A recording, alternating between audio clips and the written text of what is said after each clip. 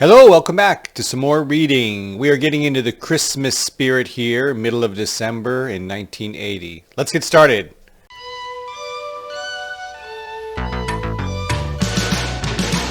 I have been trying to begin this entry for the past hour. I'm going to write this for Joe, who is standing next to me. Please excuse me for a while, Joe. Haha. He just read it and got a kick from it. Now I'm alone. How's that for actually being here?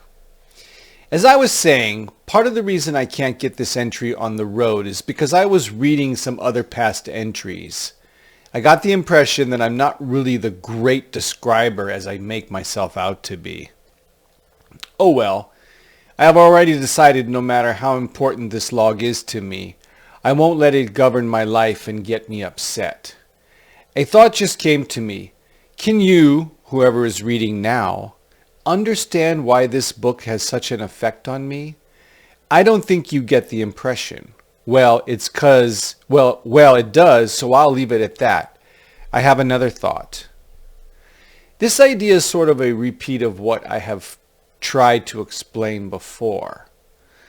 Lately, I haven't been getting any ideas concerning what will make me live better. I feel stale. I have a suspicion that my productive thinking is dragging, meaning I haven't been coming up with positive ideas and an ambition to use any if I come up with them. I feel I'm in a recession. I can't figure out why. I could come up with a lot of good sounding ideas of why, but that would just go to my ego and really prevent me from learning why. This is where my old idea comes in. Is this log writing more harmful than helping to me? Is this log writing more harmful than helpful to me? I wonder. I do get very philosophical when I write. So does that have an indirect relationship in how witty I am in everyday life? Meaning, do I waste my wit on this log? I think I have been limiting myself. I make my life easy by putting all the really productive ideas in my book here instead of actually using them in my life to get results. Well, I didn't find this. I didn't finish this. I started talking to Joe about the above. The day was routine, laters. My idea was to stop writing or not write so much so I could back to getting results out of life. Very interesting. Okay, so in my journal, I posed the question to future readers or future myself, and here we are, 40 years later from that. Is journal writing beneficial to me? Well, it's beneficial to me now because I'm using it as script for this channel, so that's an obvious answer, but not the one we're looking for. I'm asking myself back then if writing in a journal is beneficial for me because I'm feeling like I'm spending a lot of creative energy writing about wanting to be creative instead of just going out there and being creative. Yeah, you know, for me, journal writing was a very self-conscious act, and I would do it, and it's really annoying me now that so much of my writing is about the act of writing. Oh, I have ideas. I'm going to write this. I don't want to write. Oh, I'm tired. Blah blah blah. Instead of just like get to the point. Take an event in the day and write about its meaning, right? So, yeah, I find it very annoying to read this journal. It's so self-conscious about writing itself and short on substance. But that develops later, you know, and I was into journal writing for the long haul, the rest of my life. This channel and the fact that I'm doing these readings now is for the long haul. We're going to end up with thousands of videos by the time we're done with this. And a lot of content to enjoy if you find it something that you enjoy. Let's carry on. Okay, yeah, it looks like we're switching over to my school journal.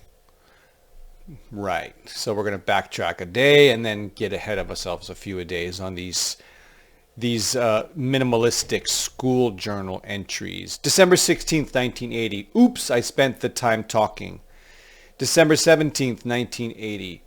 Oh shit. Yesterday I had Mrs. Baroud put my name down on the list of people going to the Shakespeare play in May. I had to give her $2 today to reserve my spot. Yesterday I borrowed $2 off her. I borrowed money from my teacher? What? Anyway, so today I had 7 p.m. for my deposit on the yearbook. So I had $7 for my deposit on the yearbook, but forgot about my deposit on the trip. So I had to give $2 to Mrs. Baroud, and now I need $2 from my full deposit on the yearbook. I don't want to, but I'll have to take change out of my collection. Oh well, bad time of the year for this kind of things. December 18th, 1980. It's exactly 164 hours and 11 minutes until it's time to open presents Christmas morning, assuming we do it at 7 a.m. Laters. December 19th, 1980. I'm doing my MDIA average now, so that leaves no time for this entry. Laters. TGIF.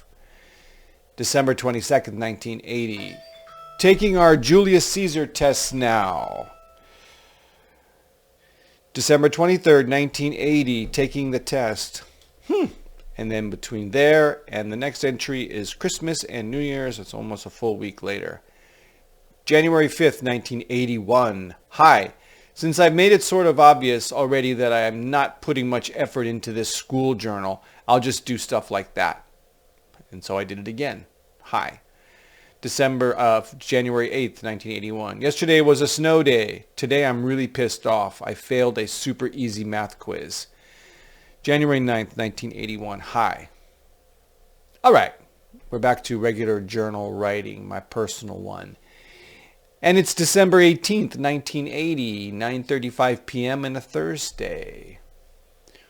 Well, it's another Cosmos night, and I'm sitting out here in the den all alone with the Christmas tree twinkling away, waiting for the show to come on, and writing in this entry in the meantime. Susan put most of the presents out already, and they are all piled up next to me here, just filling me up with excitement. I can't stand the butterflies in my stomach. This year is really great, and I didn't think I could still get excited so much over Christmas. I just started thinking about Scott and how I feel that his days of Christmas excitement are over. I am sad for that. Also for the whole ordeal where I am enjoying Christmas here, but I'm not with my mom and everyone else on the other side of my double family.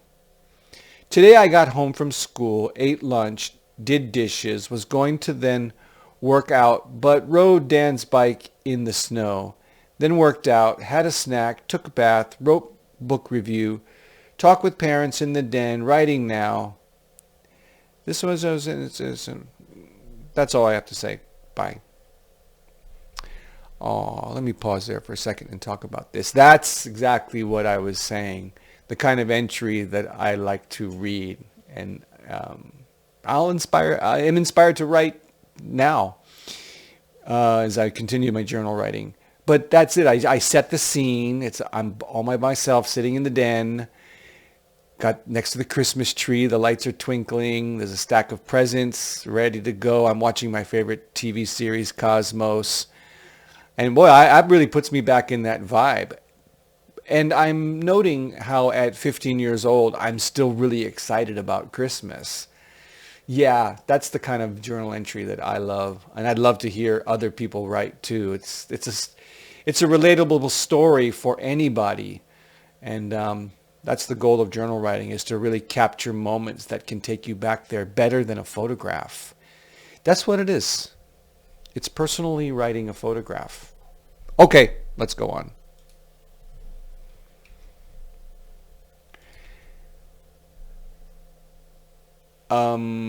December 19th, 1980. It's a Friday. It's after 1 in the morning, and I am too tired to enter this entry. Tomorrow. Good night. December 20th, 1980. First of all, let me explain about yesterday. The day was moderately eventful, but I still stayed up late with Joe talking and stuff, so I ended up too tired to write. After school yesterday, I ate and cleaned up, listened to music, fooled around, and took a bath. When the parents got home from work, Sue took Joe and I into town with her. So after we got back, Joe and I talked until 11:30 when we then watched Fridays until the time above. It was a waste. No, today wasn't much better. Today wasn't much better. Before I describe it, let me tell you what makes my day not so good. If at the end of the day, I don't think I get much done compared to what I'm capable of doing, it's not so good of a day because I feel wasteful. A day that I don't come up with a good idea about doing something or actually doing something good is a day that makes me feel down. I know this is a role that makes my life hard, and I sort of always setting too hard of standards for myself, which doesn't allow me to just enjoy life itself. Only lately it has been like this. At the end of the day, a thought like this takes over. If I am so analytical and can deduce these things out about myself, why aren't I a productive person rolling in success, i.e. Space Invaders? So now let me describe today, Saturday, remember. I got up at 10, messed around, had breakfast, made a pizza, did dishes. I got a call from Marta, who was coming over to bring Ellen, the girl who wanted to meet me. I then washed my hair, cleaned my room, then went downstairs to work on my Christmas gift for the family. The girls called again because they got lost. I then worked in the basement more until they came over. We talked in the basement for a long time until they had to go. They joined me in my room a while, though, because Ellen wanted a picture of me. I would like to explain how the whole thing went, but have to quit now. What? Wait, we want to know. But I will say that I did not handle myself as I would have liked to.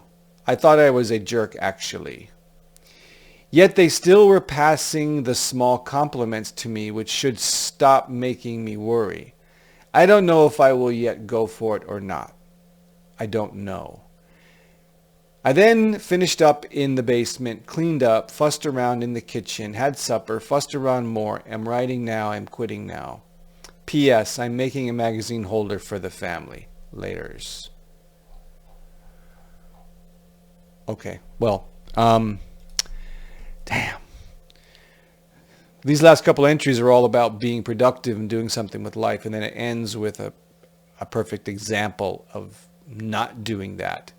So if you go back a couple episodes, you remember that this girl named Ellen wrote a letter to me addressed to my school, which was given to me, and then Joe had that secret recording of me showing him the letter. You know, it was basically a 1980s version of a diem. This Ellen slid up in my DMs. Well, I mean, she and the girl who was her accomplice in all of this, the two of them drove to my house, and Marta was the senior graduating, and then Ellen was the class sophomore like myself. I remember this now very clearly.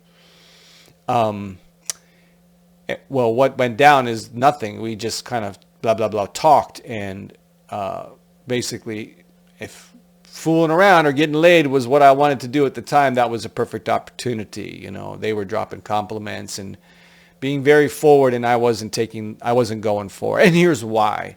I remember now. Marta really, really, really liked me, but I wasn't attracted to her, and she was older. She was like 2 years older than me. That's like unheard of in high school era. And Ellen, pretty as she was kind of just like a dud personality-wise, and I wasn't attracted to either one of them. I really felt uncomfortable. I felt like I was the hot chick, and these two dudes were like pushing up on me, and I just didn't feel comfortable. So, you know, nothing really transpired. Right?